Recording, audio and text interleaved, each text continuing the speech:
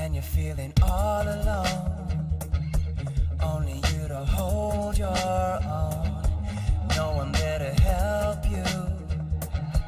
Only there to hold you down. So stop. Don't beat up yourself. 'Cause it's everyone else. So don't look down. Look up around. 'Cause you are better. I can see that when the fire gets started, it takes a lot of tears to wash away. When they come and make you feel downhearted, don't hide away. And now it's feeling like the longest day. It's getting harder to find the will to stay. You gotta find the strength inside of you. Get started. It takes a lot of tears to wash away.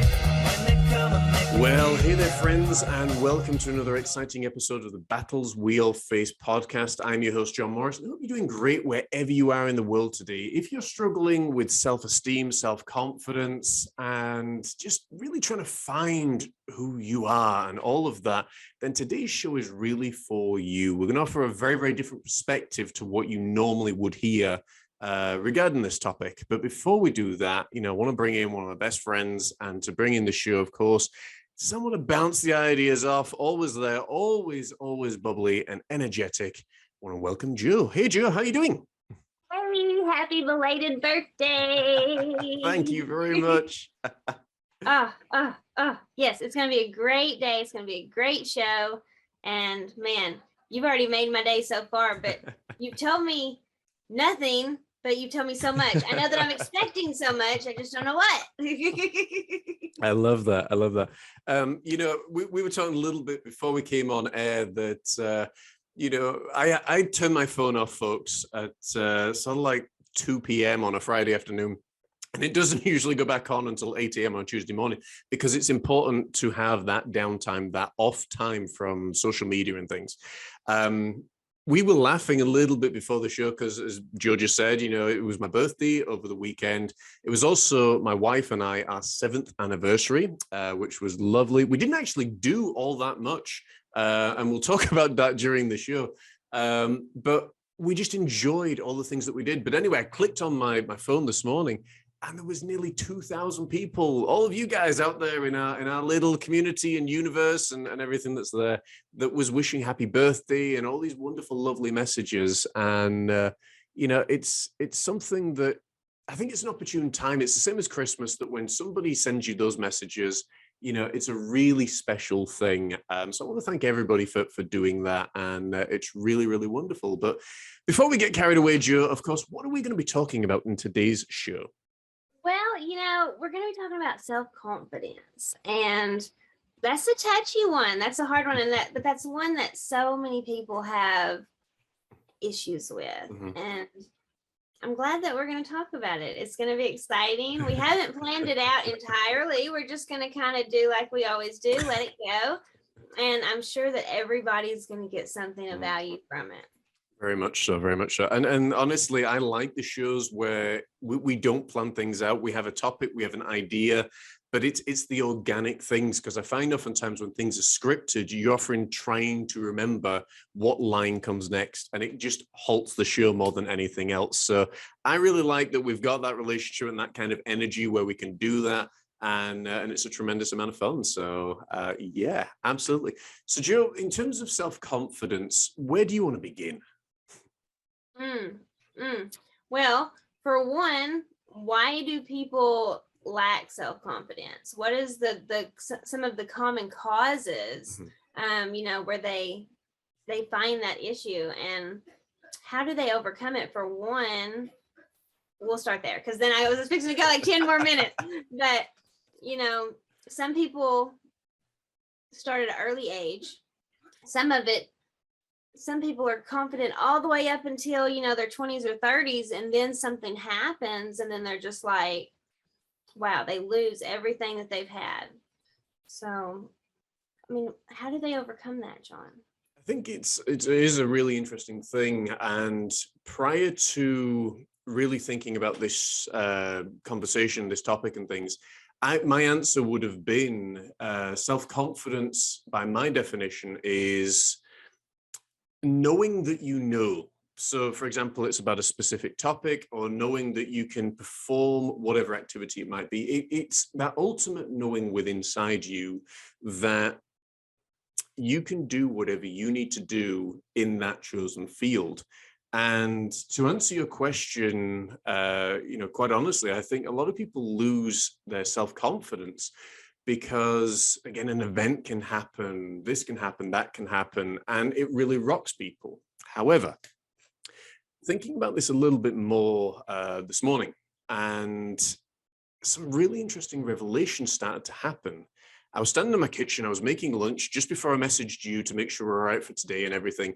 And in many ways, I was listening to a teaching talking about self-confidence and self-esteem. And when we look at this a little bit closer, we actually realize that self-confidence is one thing. Self-esteem, which is closely linked, is often, I feel better about myself as long as I'm doing better than somebody else. So for example, if I'm succeeding in my business, I feel great. I feel wonderful. And all throughout our school lives, really, we are taught this. We're taught that you need to be number one, or you need to be number two. Number two is not really good. So you want to be number one. Everything you do, wants to be number one, and anything other than number one is just pathetic. It's pointless. This is what's been taught in our schools, and this is what's been drummed into us. And to offer a little perspective on how foolish this is about human beings thinking that being number one is so important, and this dominance for power, as we're seeing obviously in Ukraine right now. Power is one of these really foolish things because it's something that has to be taken by force. And people often forget that it's the same force, maybe a little bit more, that also takes that power from the person that's just taken power. But I digress. So what tends to happen is human beings think that they need to be number one. They need to be big and powerful. And they think, oh, wow, the whole universe revolves around me. 30 seconds after the universe has imploded on itself, it isn't even a memory. That's how big and amazing the human beings, human race is. You zoom in a little bit, we're not even the center in our own galaxy, so this whole idea of needing to be better than somebody else, is kind of a foolish one. But then human beings go a little bit further and they say, well, if I dress in a way that gets more attention than you, or if I am smarter than you, or I can perform better than you, then that puts the attention on me. That boosts my self-esteem, but it negates you. Here's the thing, to offer a little perspective. If the entire population of worms was to be extinct, it would only take between 14 and 16 months for the entire human race, all of creation, everything that you see around you, to die. It's as simple as that. If ants were to go the same way, it would take between 18 and 24 months for all of us to die. But here's the thing with human beings, the highest form of human, or the highest form of evolution, so they say, if human beings were to be wiped out tomorrow, the world would actually thrive. This is the crazy thing. The world would thrive because there'd be no one there to try and blow it up. There'd be no one there polluting it. There'd be no one there worrying about their sexual identity or, conquests or whatever else is there. The world actually would thrive because human beings make great topsoil. We are very, very spreadable once we are decomposed. So why on earth do we feel then the need in terms of self-esteem and to puff ourselves up and kind of look at it that way as I need to be better than you in order to succeed? And that's really what's being taught with regards to self-confidence and self-esteem. Now, there's nothing wrong, and I'll stop talking, but there's nothing wrong with wanting to feel confident about yourself. But again, it comes back to how we use our mind, how we're using our bodies. Everything I listed, about sexual conquest, identity, power, all that, that's all stuff external of you, needing to look better than someone else, needing to have bigger muscles than somebody else, needing to fill in the blank, have a bigger business, have more sexual conquest than anybody else, to travel the world more than anybody else, to be able to eat more pizzas than anybody else. It's all external, and everybody that follows that line of thinking is kind of falling into a trap, because they're always looking for external things to satisfy what's missing internally, when in reality, what needs to be addressed is what's going on inside. And I think that's why we've such a high dependency now on drugs and on pills and so many things. This past weekend, I was examining and exploring several different seminars with regards to that and antidepressants and a ton of other things. So I think that's something that, you know, to kick off the show, it's a very different perspective, because again, a lot of people say, well, I just want to feel good. I want to, you know, have a beautiful makeover. I want to do this, want to do that. And yeah, the external stuff is fine, but it only lasts for so long. Whereas once you get the internal stuff fixed and sorted out, the external stuff, more than 99% of the time, naturally happens. What are your thoughts, Joe? That was a lot. But that, I mean, it was all just so on point. Now, yes, don't focus on the outer things. We need to focus on the inner things, because when we perfect or hone in the inner confidence, awareness, so on and so forth, it brings about everything that we desire, for one, in the outer realms. But we need to value the internal more, like you said, because the outer world or whatever is not going to be there forever. Eventually it's going to expire.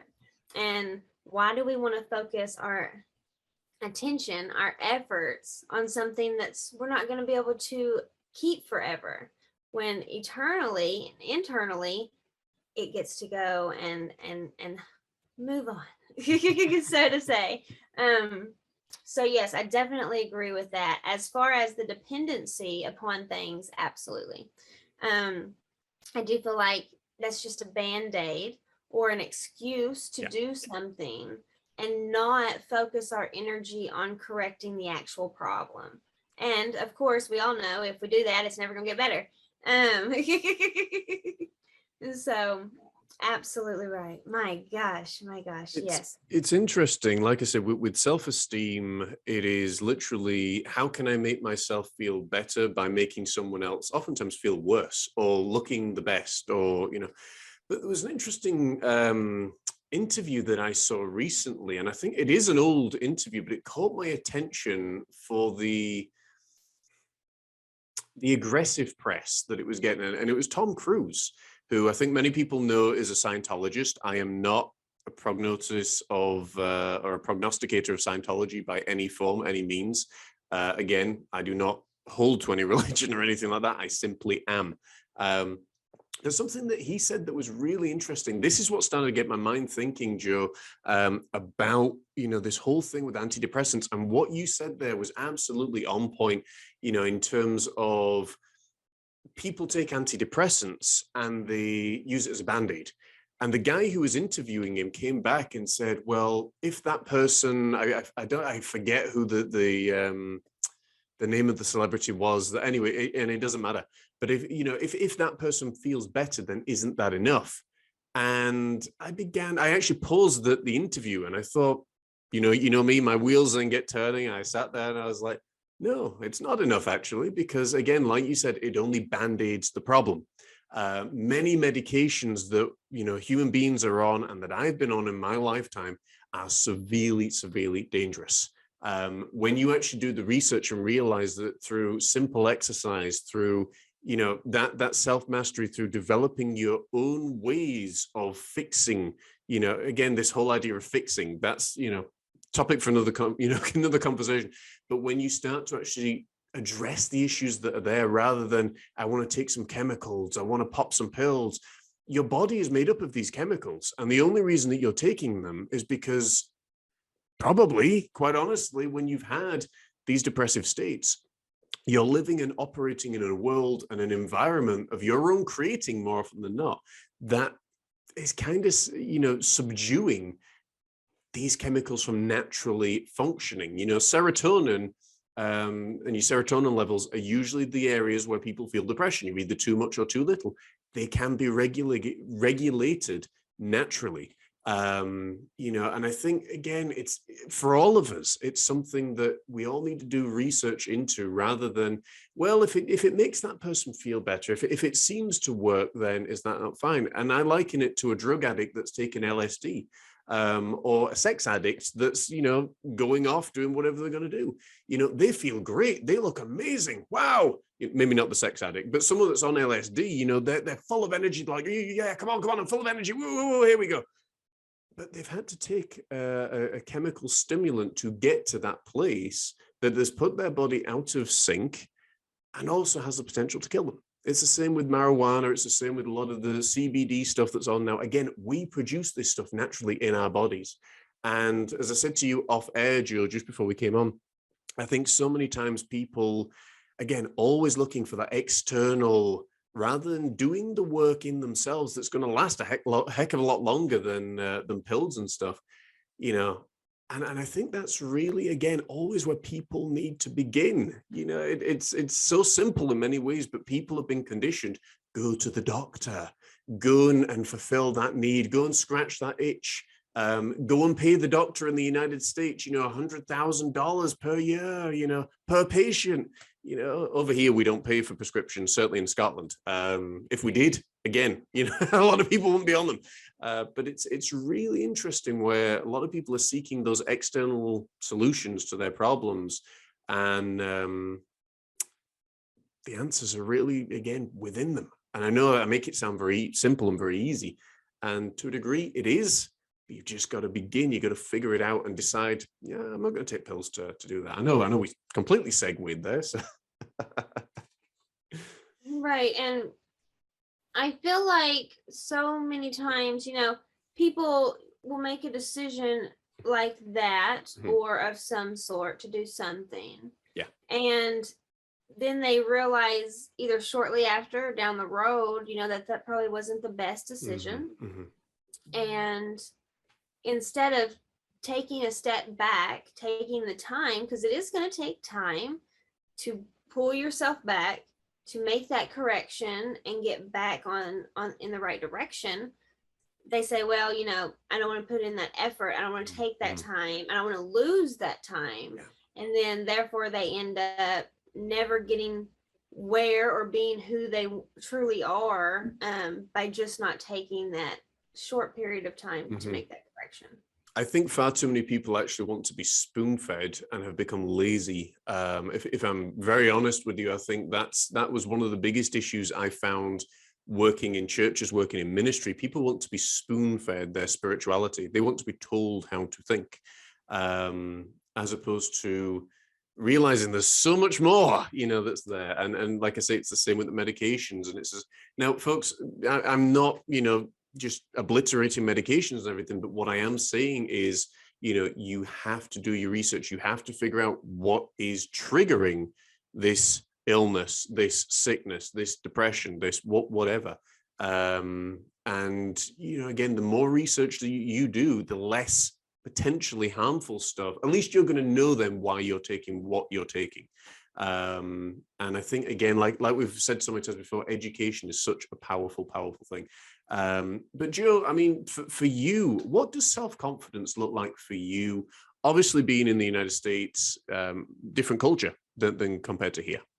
Okay, well, self-confidence to myself is going to just having the belief and seeing what everybody else sees in you, that you have the ability to see it in yourself.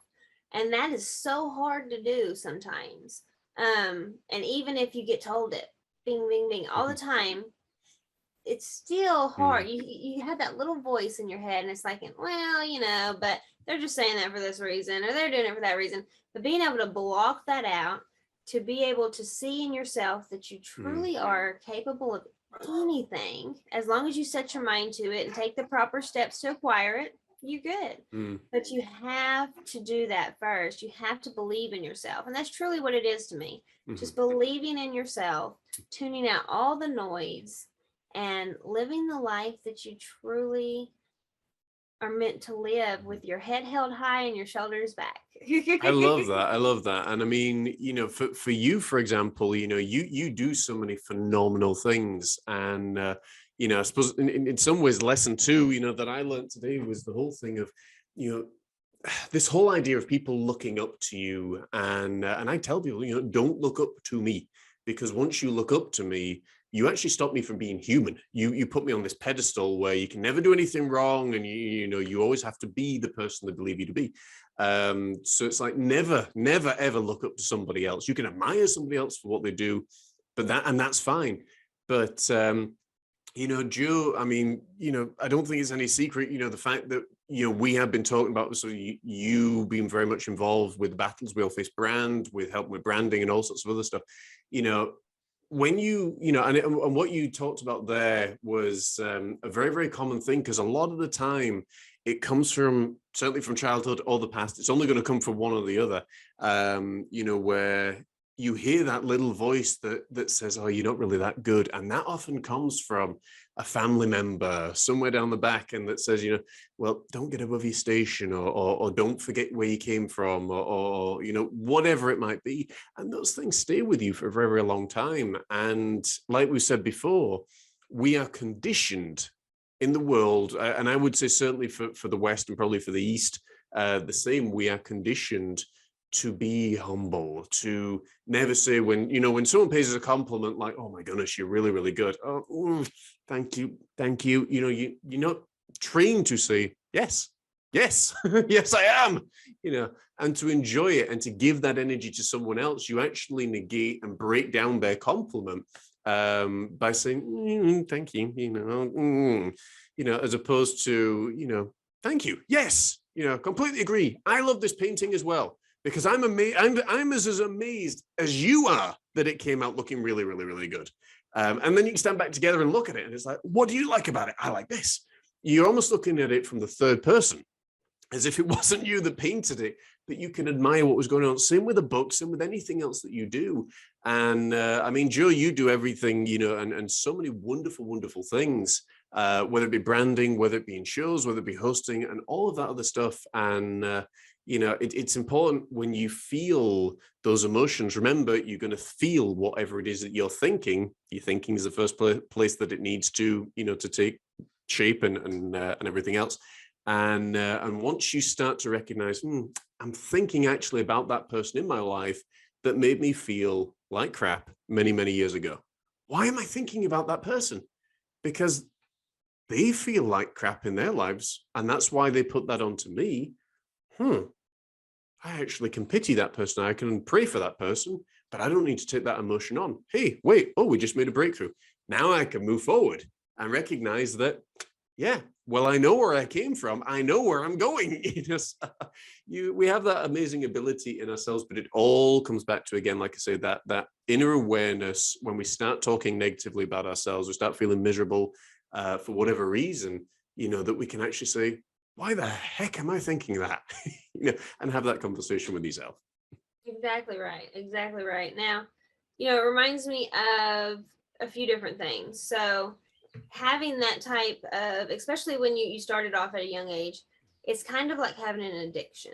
You're constantly fighting it, so to say. You're constantly saying no. Now, whoever has read Flight Plan, Brian Tracy, talks about an airplane, how it gets to one destination to the other, but it never goes the same course. It's constantly correcting its path. And that's exactly what we have to do to our thoughts each and every day. We have to monitor them as best as we can. And when we see that we're thinking that way, we have to correct it and put it back on track. Is it always easy? Nope. But you have to do it. We also have to remember that no matter what we were told or made to feel at one point or time or another, that nobody's opinions about us hold any value. The only one that holds any value is ourselves. Yeah. And once we realize that we can do whatever we want to do, then we have the ability and the mindset to go and make it happen. Absolutely. And there's nothing wrong, I think, with asking for somebody's opinion, but I would strongly urge caution. And I always look at it with, you almost have to have statistics for me to ask for my opinion or for your opinion. And it has to be, are you in the line of work or interest that I'm asking about? Do you know what it is that we're talking about? And can you actually offer an unbiased opinion? So, if I'm, and I had this with students, there was a lady, and it's always sisters, but there was a lady, she had a sister, and every single Wednesday night she would come to our art class. She would love it. She'd have a great time. She'd do phenomenal artwork. And then the next week, she would always start feeling kind of glum and kind of miserable. And I'd occasionally get the text message saying, "Oh, John, I don't know if I want to come back." And eventually I said, "What on earth's going on here?" And she said, "Well, my sister tends to see my paintings after I've done the art class. I send her a photo every Wednesday night. And she always says, nah, don't like that. Nah, that could change. Nah." I said, "Your sister's really negative, isn't she?" And she said, "Yeah." And I said, "Does your sister know a damn thing about art?" She was like, "No." I was like, "What the hell are you asking me for then?" Yes.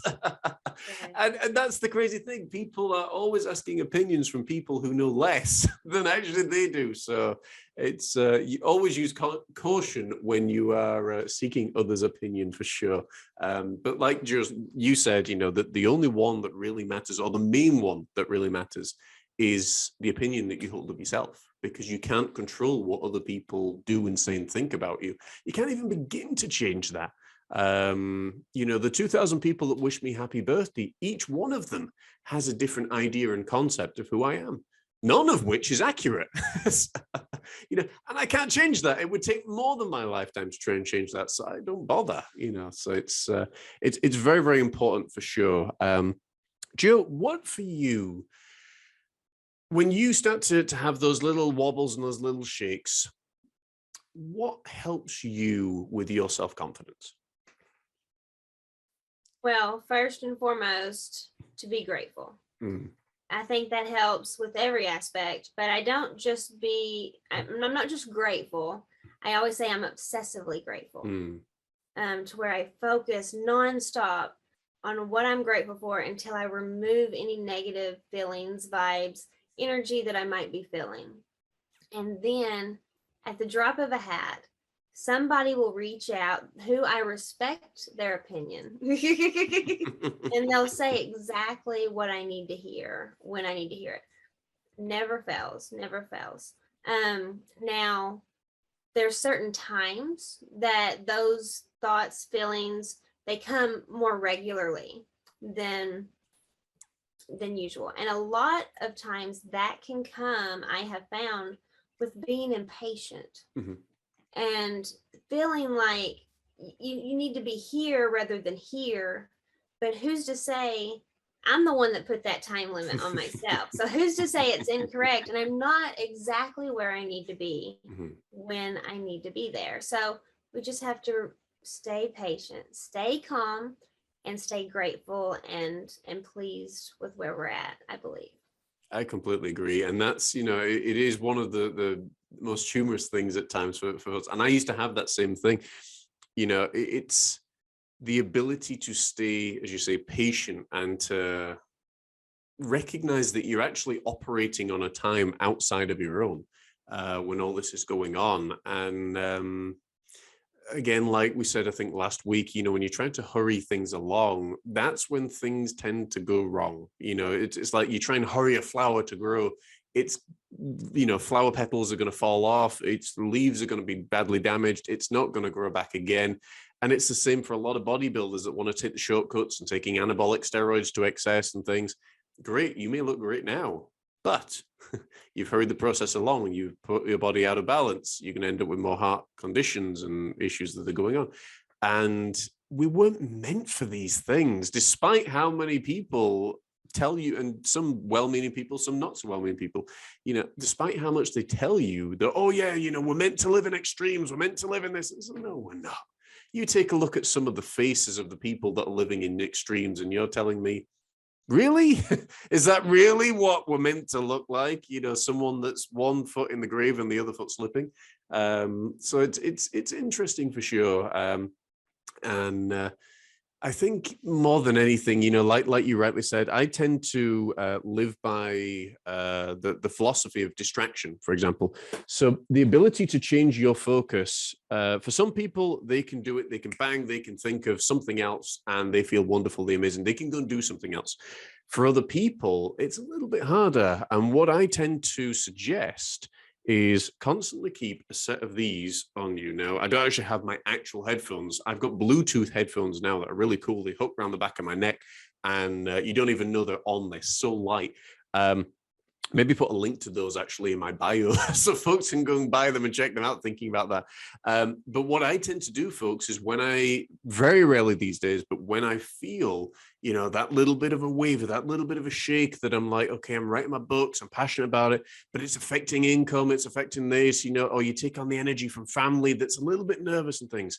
You've got to change your focus, because as long as you stay in that focus, you are going to continuously feel the way that energy makes you feel. So again, you've got your headphones. I always suggest audiobooks, and usually self-help audiobooks, spiritual audiobooks, because the energy frequency is higher and it's level, as opposed to music that's all over the place and constantly doing this. And your rhythmic system, your body, your mind, whatever you want to call it, is doing this as well. Your ideal thing is you want to be as level as possible for as long as possible, because that helps you stay focused, reduces anxiety, means that you're breathing properly, breathing correctly, and until such time as you can get away from that negative energy system if it's coming from someone else. But I think it is really important that we are aware that low self-esteem, comes from comparing ourselves to others, and it's often in the business world, it's Tony Robbins is much further on than where I am. He's been doing it for 40 years longer than I have. But we don't remember that. We just remember Tony Robbins further on than where I am. Bob Proctor, is further on, and now since passed on, he's much further on now than where I am. Great guy, loved his teaching. All of these different people, and you're continuously looking for these different markers and saying, well, Wayne Dyer was more spiritual, and Sadhguru is a mystic, and I'm just me. And it's like, yeah, you are the same amazing, brilliant soul that you always have been, that you were created to be, and you weren't meant to be where they are. If you were, you would be them. You would be Wayne Dyer, a bald-headed guy that battled leukemia, a ton of addictions, and all sorts of other messy situations. You would be Sadhguru, who gets death threats every single day and, travels the world here, there, and everywhere, and has to cope with hundreds of thousands of employees. You are meant to be you, right where you are right now. And even though you may look at other people and say, gosh, I would love to be where they are, I bet if you knew their full story and you knew what they had to go through and you knew what they had to face on a daily basis, you'd probably say, oh, hell no, I would not want to be anywhere near that person. I'm happy being me. Can I tell you a story, Jill? Would that be okay? Please do. I'll tell you a story, because everyone likes stories. So this is an old mystic story that I heard recently, and I thought was really, really cool. So I'll try and tell you the short version of the story, because it is quite a long story. But basically, there was a little mouse, and he lived in a cave with a spiritual sage, a person who lives in caves like a hermit and meditates a lot. And this mouse, he was feisty little mouse. But this stray cat, would come into the cave on a daily basis and would torment the cat, or would torment the mouse. And the mouse one day thought to himself, if only I could be a dog, then gosh, the dog just wouldn't, or the cat wouldn't even bother with me. So the sage, having reached these powers of enlightenment and things, he turned the mouse into a dog, and the mouse or the cat didn't come back. The mouse, becomes a dog, chases off the cat. A couple of days later, there was a wild stray dog, and these things, they're bigger, they're like coyote kind of things, and they're vicious. And this dog then was being tormented and plagued continuously, running into the cave with the sage, and tail in between his legs and everything. And the dog said to the sage, he was just like, Sage, if only I could be, if only I could be a lion. if I could be a lion, king of the jungle, hallelujah, make me a lion, I could deal with that creature. I could deal with all creatures. There was no one that could touch me. So the sage thought about it, and he reluctantly said, okay, I will turn you into a lion. And the sage, just so sick and tired of all this, he said, but there's one condition: you have to leave now. You need to go find a family of your own. You need to begin your life, because I'm constantly being disrupted with all of this noise and just fuss all the time, all surrounding me. And it's affecting my meditations. It's affecting my spiritual growth. So the lion leaves. And the lion's now, for a little while walking around, puffed up pride. I was like, oh, I'm a lion. Look at me. Woo. And little time goes by, and he says to himself, I'm a lion on the outside, but on the inside, I'm still a mouse. If I went and devoured the sage, and I ate of that spiritual leader, he's the only one that knows that I'm a mouse. My secret would be kept safe forever. So the lion starts a long journey. He goes back to where the cave was and where the sage was sitting. And he plops down before him and he says, Sage, I'm going to devour you because you're the only one who knows my true identity. And the sage just turned to him and he said, it's amazing, isn't it, that no matter what we pretend to be on the outside, we're still exactly the same on the inside. And no matter how amazing and fierce and frightening and powerful you may look on the outside, you're still the same creature on the inside. I will turn you back to a mouse. I will set you free in safety and prosperity. We'll go down to the lake. We'll find you a family. Go and be a mouse. Go and be the very thing that you were created to be, and stop trying to be something that you weren't. And that's the story. I love it. I love it. I love it. And it's so stinking true. You were created to be you, because you are uniquely you. And I love it. And no matter what we try to be, because we all try to be someone we're not at some point in time throughout our lives, you're just you. But you are beautiful. And I loved that story. The amazing thing is, when you stop trying to be somebody else, you actually realize that, oh, wait, I can create me exactly the way I want me to be, give or take a little bit. Nothing's ever going to work out externally the exact way that you desire it to be. But internally, hey, at least I can control that, and I can be whatever it is I want to create myself to be. And I think, as we come towards wrapping up the show, believe it or not, it's really amazing that life is so short, and the more you enjoy it, the shorter it is.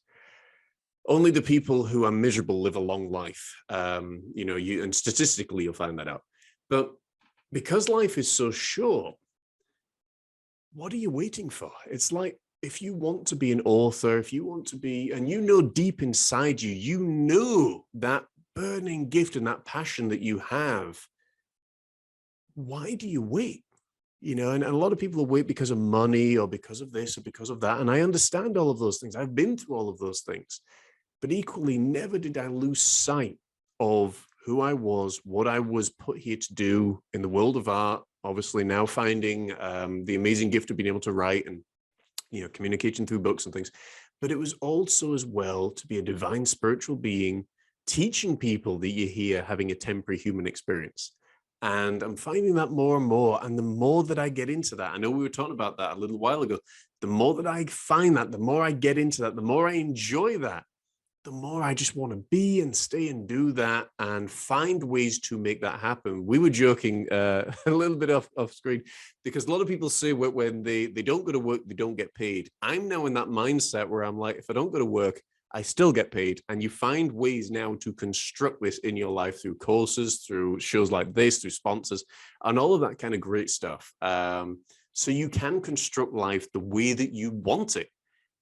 You just got to figure out how. And if you are constructing a life surrounded by stress and misery and anger, have a look at it and say, how much did you actually create this yourself? I can answer that, every bit of it. Unfortunately, it's the truth. We create the good, but we also create the bad. And if you're a person that experiences a lot of good, that's great. Evaluate it and make sure that you continue doing what you're doing. And if you're a person that experiences, more bad than good, then we need to evaluate and make that correction. But it's up to you to do so. Don't be lazy. As John says, do it. And that's it. It's a very simple thing. If you're not where you want to be financially, then the words of Robert Kiyosaki, don't be lazy. Go and figure it out. Go and find the information. You'll be amazed if you do it for 6 months. We were talking about this, I think, and this is something that Joe and I are working on. This is something that my wife and I are working on in terms of your financial intelligence, growing mentally, financially, and understanding all these different things. I now spend every Thursday, and it's usually between 8 and 10 hours, just studying solidly on investment, on finance, on everything surrounding that area. Now, that means that at the end of the year, you've got another wealth of knowledge there, but you also know, and you can speak intelligently about what's going on, about the market, and you understand it. Again, if you're not where you want to be financially, do something about it. If you're not where you want to be spiritually, do something about it. If you don't want to be physically, do something about it. Don't just accept it, because in your acceptance, you actually create, craft, and allow your life to go exactly the way that you want. And of course, if you need help in this area, we're providing spiritual solutions to the problems that you are facing, whether it's in business, personal, finance, family, even spirituality, of course. And of course, you can get in touch with us at thebattlesweallface.com. Joe, have you got anything to add before we wrap up today's show? That was beautiful. Just again, happy belated birthday and anniversary to you both. And thank you to everyone who tuned in and listened. Now share. And if you have any questions, or if you just want to give us some feedback, make sure and comment and let us know, because we love to hear from you guys. Absolutely, guys. And thank you so much for watching as always. Don't forget to like, share, and subscribe. Tell a friend, because it could be the very thing they need to hear in that hour of struggle. And Joe, my beautiful soul, amazing friend, thank you so much for another fantastic show. And guys, take care. God bless. We will see you same place, same time next week. Have a phenomenal week, guys. Take care.